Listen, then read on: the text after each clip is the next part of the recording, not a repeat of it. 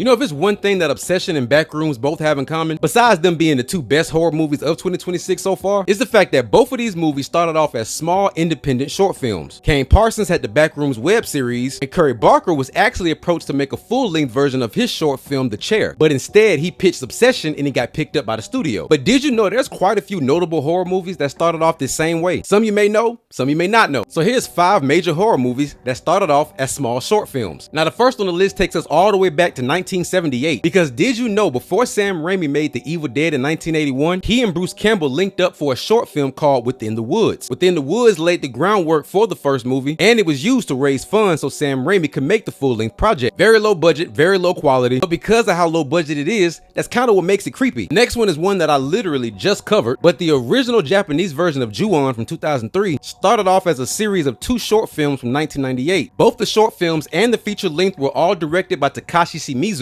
and just like Sam Raimi did with Evil Dead, the short films and the 2 straight-to-VHS movies that Shimizu made were all used to raise funds for the feature-length movie. One of the best modern creature features is 2014's The Babadook. But one thing I didn't know until I was making this video is that The Babadook actually started off as a short film from 2005 called Monster. And just like The Babadook, the Monster short film was also directed by Jennifer Kent. The short film is about 10 minutes long and it's all shot in black and white. I ain't gonna lie, The Babadook from Monster looks a little creepier than The Babadook from the full movie. Next up, I got one of my favorite modern classics, 2022's Smile. Before Smile became a full-length movie, the director Parker Finn made a short film in 2020 called Laura Hasn't Slept. It's about 11 minutes long and it actually features Caitlin Stasey. And Caitlin Stasey came back for the full-length Smile movie. She was the first girl who, herself in front of Rose. And last but not least, one of the more famous short film to feature-length adaptations, I got 2016's Lights Out. Lights Out was directed by David F. Stamberg, and it was based on a short film that he did 3 years prior. What's so interesting about the Lights Out short film is the fact that all the other short films were at least 10 to 20, maybe 30 minutes long. The Lights Out short film